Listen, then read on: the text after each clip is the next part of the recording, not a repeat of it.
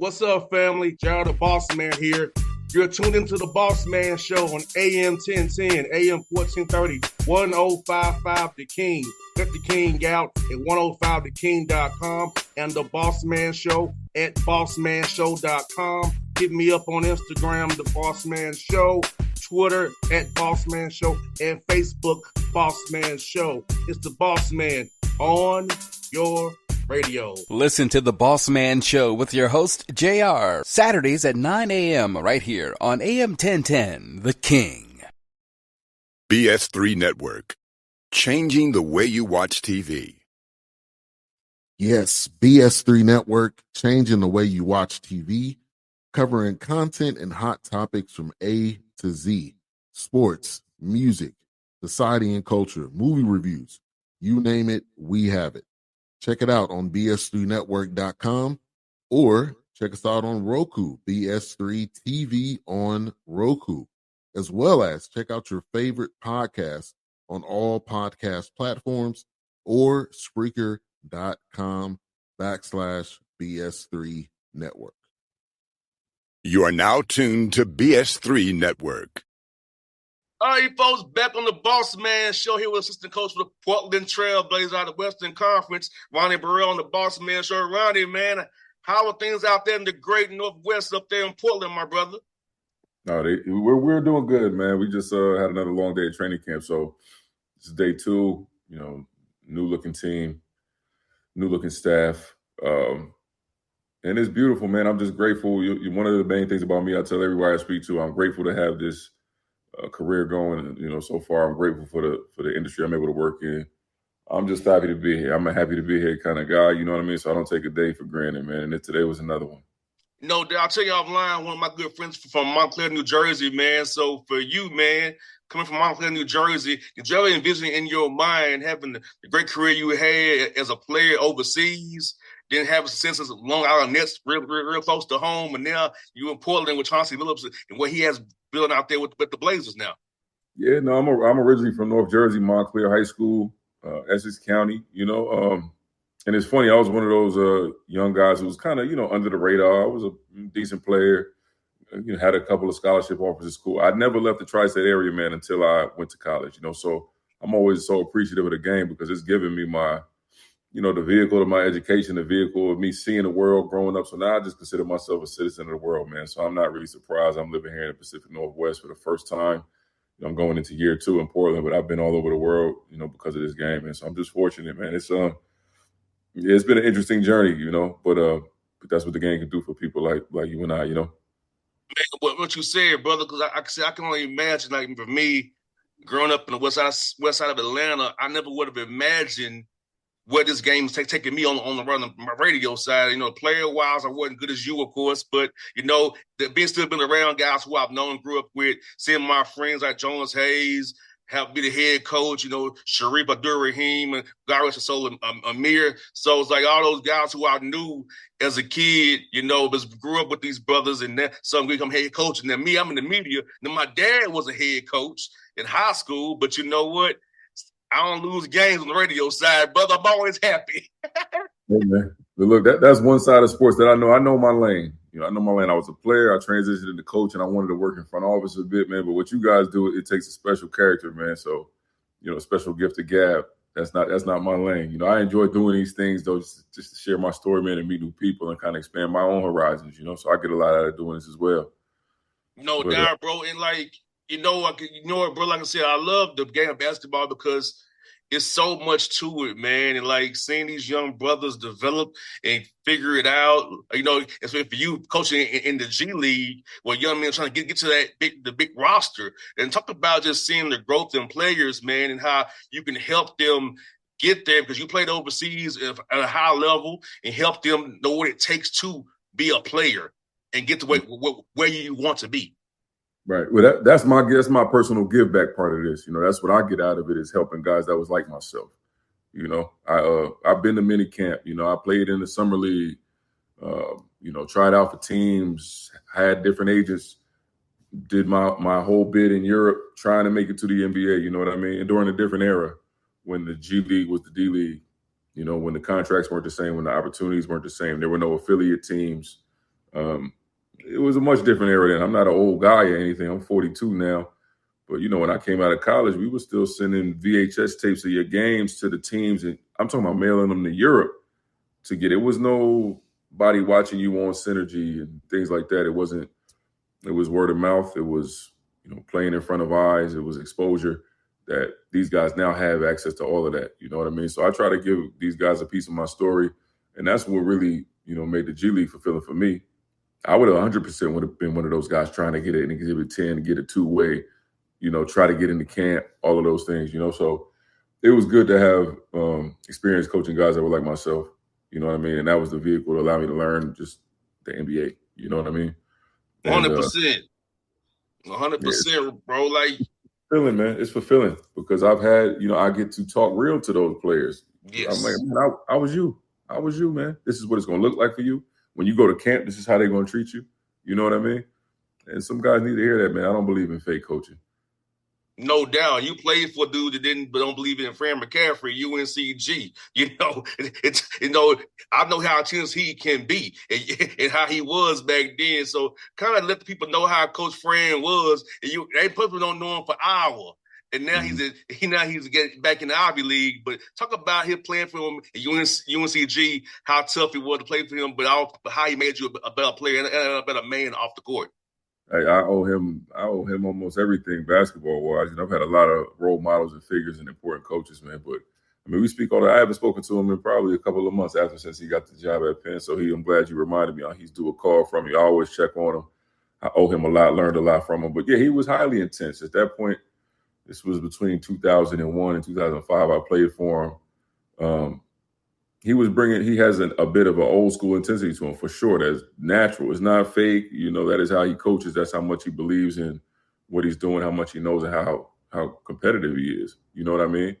And it's one of those things, man. It's something that I don't want to say is missing, but in a way it may be. Just that genuine, he put guys in the pressure cooker to kind of see what you're made of. You know what I mean? And that is the value of sports. And you play for him, you'll learn that it's not for everybody. Now, I know he had his years at Iowa. We all get older and we conform to societal norms and things like that. But I know him. I know him. I know that he is as direct and honest of a coach as you can be. I know that when he goes to Penn, he's going to coach them the same way. You know what I mean? And he gets the admirations of the players by being 100% genuine with them. So that is one piece of advice. Not even advice. I just watched and took. There's no reason to ever lie to a player. Never. No, this is not for the faint of heart. That's what sports can do. You in a safe environment to learn real world lessons. You understand what I'm saying? So he did that for me, man. It was a joy playing for him. I developed so much under him, like you said, as a player and as a man. In our relationship after that, man, we speak often. I know his family really well. I watched them grow in their careers. I'm watching his son now and how he'll go. I know both of his sons really well, and then I've coached some of the players that he's coached, you know what I mean? And it's interesting to hear their perspectives on him and how they positively affected him. As of right now, I'm working with Chris Murray, who played for Fran at Iowa, you know what I mean? And because of our mutual relationship with him and I have a good relationship. He's the type of man and coach that bonds people like that. If you know Fran and you play for Fran, there's a fraternity in that. 100%. And, I'm trying to get him on the show, talk to him. So hopefully we get him on the show real soon. I emailed this SID guy. They ain't got back to me yet. Hopefully talk to Fran real soon. And, UNCG, like Randy Peel, previous coach too, Coach Fran, somebody's a mentor of mine. Mike Jones, the coach there, is a mentor of mine now. So those two individuals, and I don't know Coach Fran that well, but I do know Mike Jones and Randy Peel very well from UNCG. And Mike DeMitt I know through Randy Peel. So it's like, I tell you what, the Spartans are. I know a lot of your Spartans. I got much love and respect for you guys, man. Yeah, thank you, man. It's a hidden gem of a mid-major now. We produce a lot of really good players. We haven't yet had a guy that broke out in the NBA, you know what I mean, which is the difference between the Davidson and some of the other smaller schools that have had a star come out of the school and now everyone knows the name. But we've always had a really good program. And we've made a lot of high-level pros, It's one to watch. I hope that this gets it out there a little bit more. I'll always have people and be connected to UNCG. No doubt. Great city of Greensboro, North Carolina. Great, great city. And Ronnie, for you, brother, when you was playing for Coach Fran and playing overseas, when did the coaching bug kind of get to you, man? Because I know when you're a player, you don't think about getting the coaching right while you're in the midst of it. But for when did you kind of get that itch to want to coach after your playing career?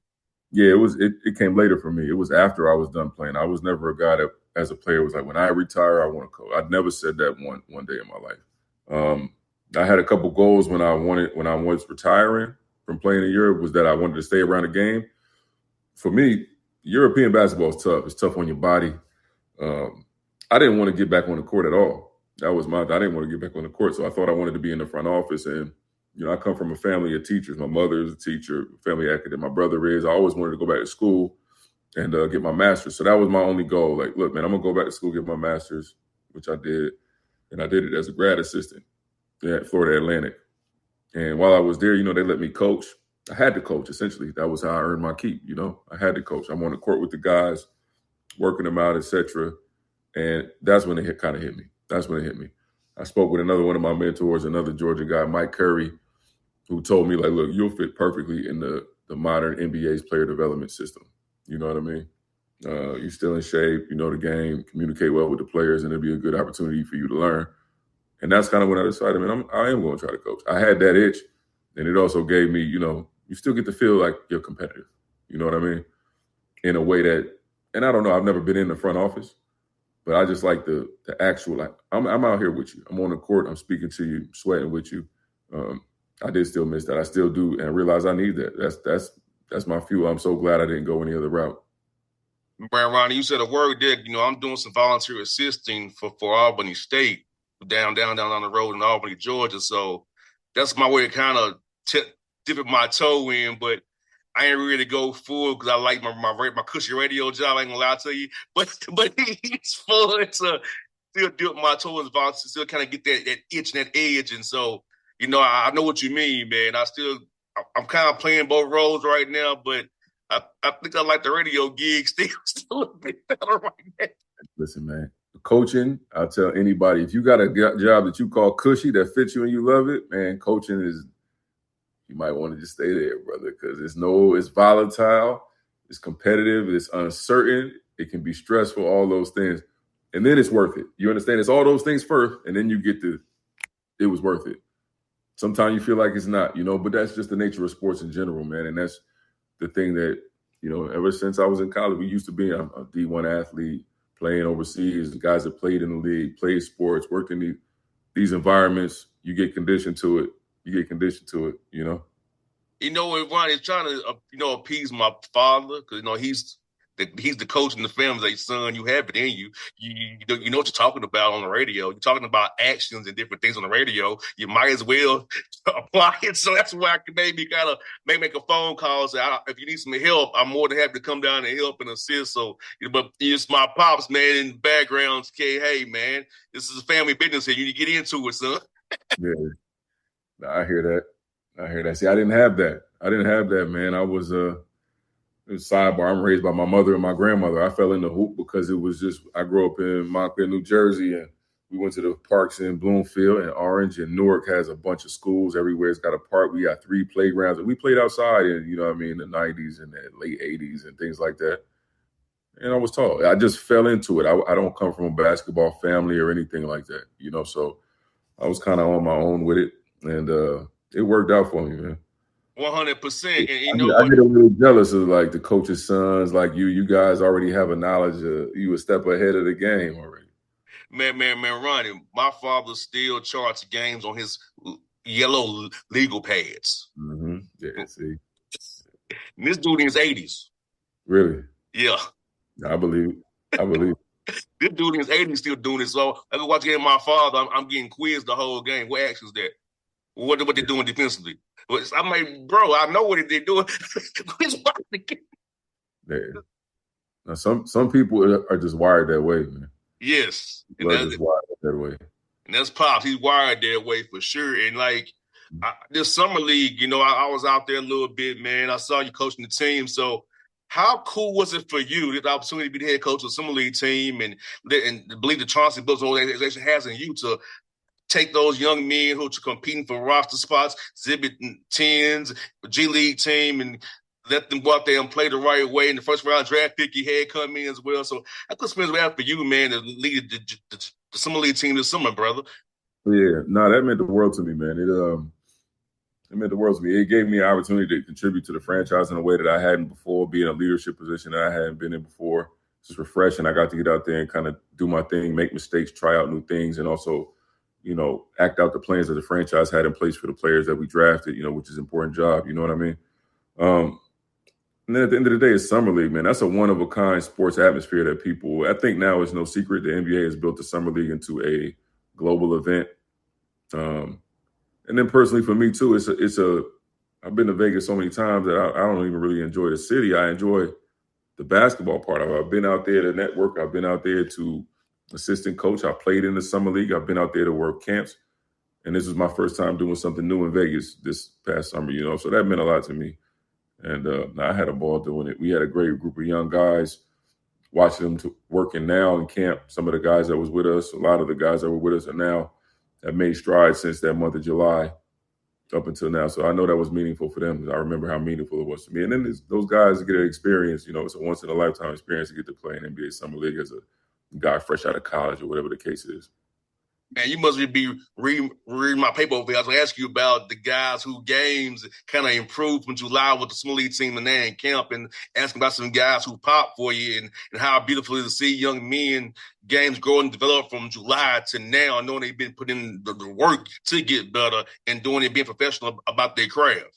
Mm-hmm. Yeah, now you can see it. And some of it was just these are their guys' first professional games, essentially. You know what I mean? So there's nerves, there's uncertainties.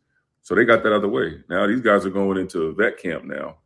It's a new set of pressures, but they've already kind of, gotten that off their back, in a way. They don't act the same. They're more outspoken. They're more outgoing. They're not as afraid, whatever the case is. And that was the most important part of it. But they also, basketball-wise, we have a system that we run on both ends of the ball. We have jargon that we use. They got to learn the Blazer stuff in the summer. They had a head start, you know what I mean? And they need it. They needed it. Those young guys need it when you come into vet camp with some of the players that we have now. They need all the help they can get. And that was their first crack at it. So, I found value in that, and I just hope I helped them out a bit.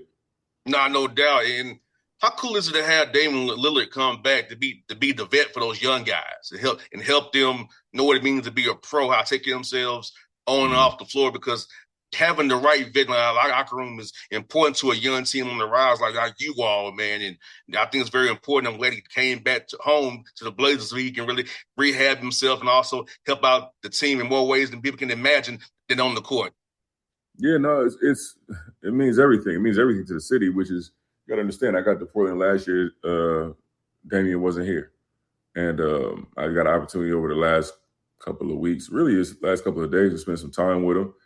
Other than that, all I knew was about his game and the reputation that he had with the people around the league and the people here. And he's one of those guys that doesn't disappoint when you meet him, because everything that they say about him is true. He's as genuine as they say and all the good things. And I'm, if he wasn't, I just wouldn't speak on it. But he is, and I have a pretty good read of people. And it's cool to see. It's cool to see how important he is to the community of Portland, the effort that he puts into that, and then to watch him work. It's a good thing. His presence alone, you know what I mean, being who he is to this franchise, gives us a totally different vibe in the gym. It does. He's that polarizing. So it's cool. And a great guy as well, So that means a lot, man. These young guys, I hope, because it's valuable for them. I've seen players' careers get affected in a negative way when they come in under poor veteran leadership and they learn bad habits. So we have some young guys in now around the Drew Holidays and the Damian Lillards and the Jeremy Grants of veterans that have excellent habits. That can change their lives, and I hope they see that. No doubt, because, for me, it's always been punctuality, coming early, getting in early work and late work, not just being the last one to come to practice and the first one to leave. Like, really getting up extra shots, really focusing on things you're going to use in the game, not so much your bag. What are we doing for the team? Mastering our role the team wants me to play, not letting my trainer get in my ear and throw off what the team wants me to do. So I think it's so important to have the right dudes around you, so those things of outside noise that these young men have don't affect the team and hurt y'all's chemistry as you're trying to do something special in that tough Western Conference. Yeah, well, you clearly know how this thing can go by what you said. You know all of the factors these guys have pulling at them sometimes. The lucky thing for us is that we have, and this is the God's honest truth, we have in the NBA the best group of young guys as people that I've been around. You know, no bad seeds. Nobody's difficult. It's just a really, really positive environment, you know, and the young guys we have are making fast strides, you know. So guys that you might consider, oh, he's a young player coming into his own, like Tumani Kamara. When I see him this summer and pull into camp this year and get to work, he looks like a veteran, a solidified, I know who I am, still same work ethic, just a heightened sense of maturity and, you know, self-awareness. And we have a lot of guys like that.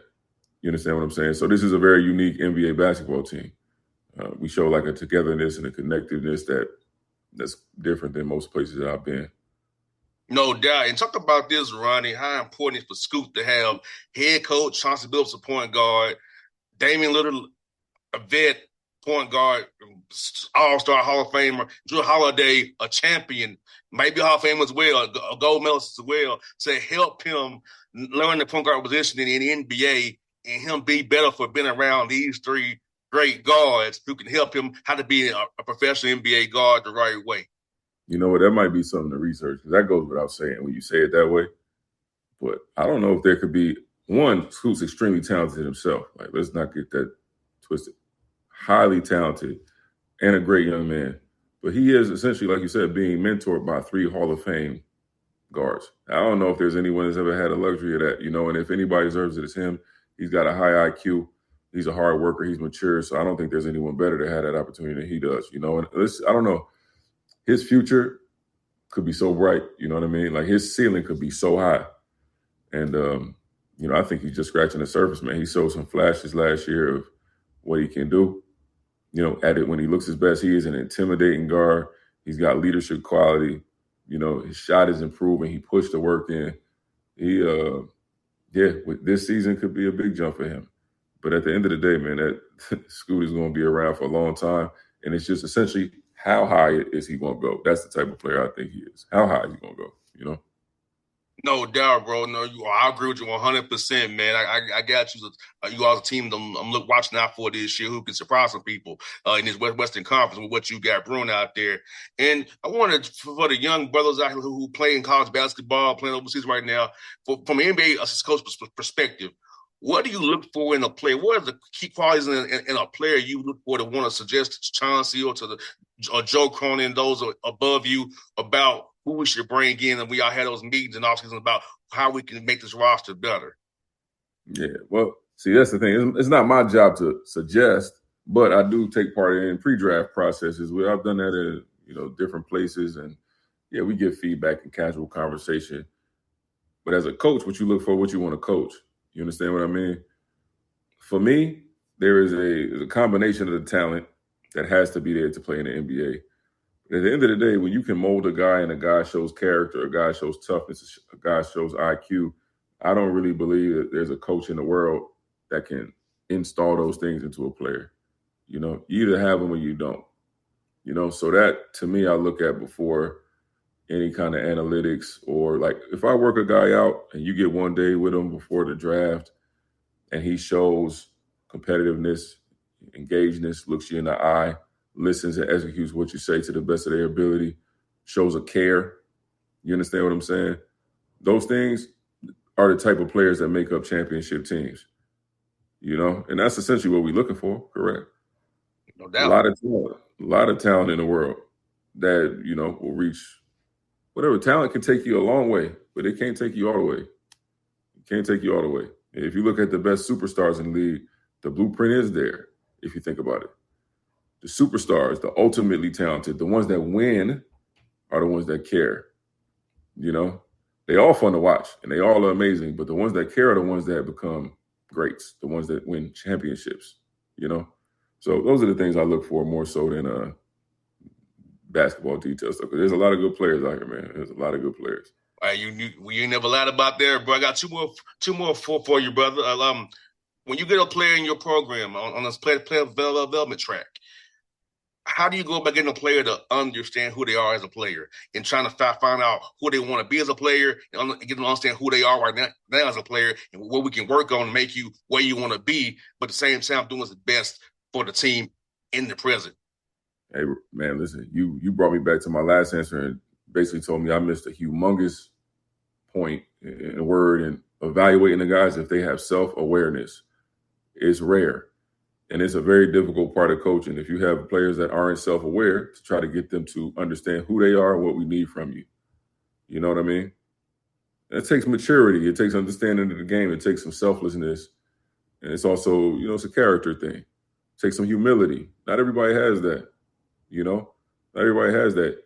Those are the players that get better. It's for I don't know, think of anyone who showed market improvement, whether it's a Giannis or somebody to humble themselves and say, hey, I need to be a better free throw shooter. I can look in the mirror and say that I'm going to work on it. You understand what I'm saying? That's self-awareness. And everybody doesn't have it, and if the NBA is 90% role players is what a lot of young players don't understand. A lot of players in the NBA are really, really good at one thing, and can be taught and work through the rest. That's essentially how you make good teams. So the players that understand what their role is, make it to the NBA. Some of them, or stick in the NBA. Those are the guys who, man, you look up and this guy's had a 12-year career. Man, when he was a rookie, I didn't think he is an excellent at what he does. He understands himself. Trust me, coaches love to coach him. He's professional. That's how you make a career. You understand what I'm saying? So if young players understood that, I think it would help be in their benefit, but it is a tough thing, man, when you have a stubborn guy that doesn't really believe what you're saying, man. You got to make him believe. You show him examples, you talk to him, and that's the best way is visually to show them someone, a player comp. Hey, you can be just like this guy, if you do these things, if you understand, if you believe what I'm telling you. And then my biggest thing as a coach is to make sure these players know that at the end of the day, I'm here to help. That is my job. I'm here to help you. I don't get anything out of this for me if I don't help you, so the things that I'm telling you is for your benefit, So that's kind of my way of trying to get through to them, to help them understand what they are, what we need them to be, what's best for them. I have a young man on our team that I won't say his name out loud, but I'm trying to get him to understand who he is, because I know for me, Ronnie, I ain't had the best handling in the world. And I'm 5'11" and a half. I ain't quite 6'1", 5'11" and a half. So I had to defend like crazy, give extra effort, be game planning to discipline, and shoot threes. And I did it. And some nights I had got more shots than other nights, but I knew who I was.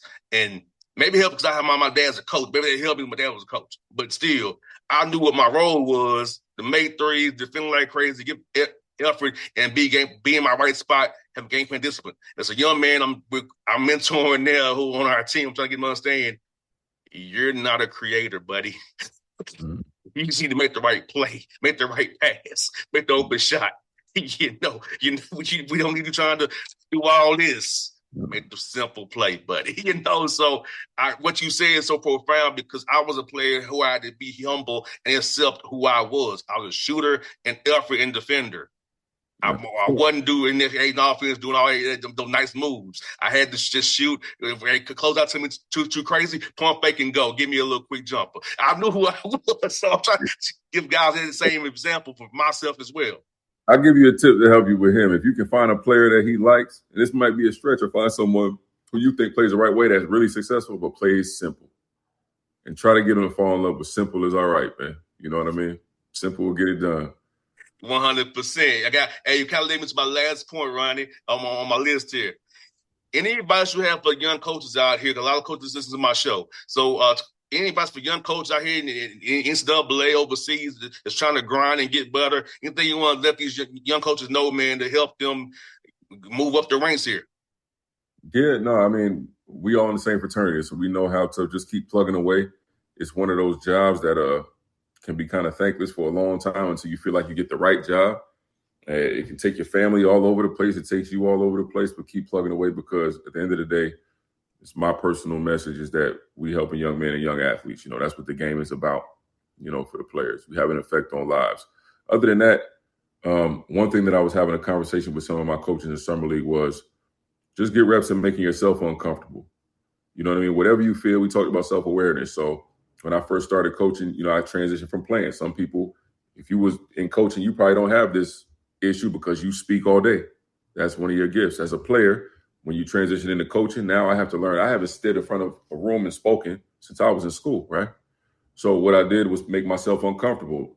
Instead of presenting film from the back of the room, I stand in the front of the room. Make the eye contact, get uncomfortable until you get comfortable with it. You know what I mean? So whatever you feel like your weakness is as a coach, make an effort to put yourself in those positions. You understand what I'm saying?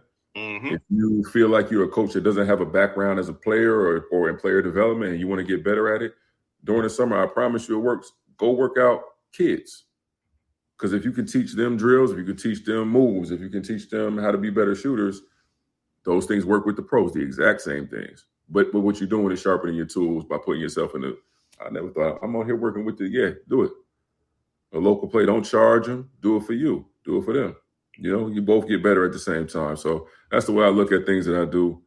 And those are things that I feel like have helped me make me a better coach. And I'm going to continue to do them and try to keep on getting better. No doubt, brother. Well, it's been a great to have you on the show today, Ronnie. I'll see you soon when you're in Atlanta. I'll see you in either Memphis when you play the Grizzlies or the Blazers. I do the Grizzlies too. So I hope we'll see each other one way or another on the road this year, man. When you're in town, hit me up, brother. Look forward to meeting you in person, man, and chopping up with and talking ball some more with you, man. Like we did that today on the show. Absolutely. I appreciate the time, man. Anytime, my good brother. All right, now. BS3 Network. Changing the way you watch TV. Yes, BS3 Network, changing the way you watch TV, covering content and hot topics from A to Z. Sports, music, society and culture, movie reviews. You name it, we have it. Check it out on bs3network.com or check us out on Roku, BS3 TV on Roku, as well as check out your favorite podcast on all podcast platforms or Spreaker.com/BS3 Network. You are now tuned to BS3 Network. What's up, family? Jared the Bossman here. You're tuned into the Bossman Show on AM 1010, AM 1430, 1055 The King. Let the King out at 105theking.com and the Bossman Show at bossmanshow.com. Hit me up on Instagram, The Bossman Show, Twitter at Bossman Show, and Facebook, Bossman Show. It's the Bossman on your radio. Listen to The Bossman Show with your host, JR, Saturdays at 9 a.m. right here on AM 1010, The King.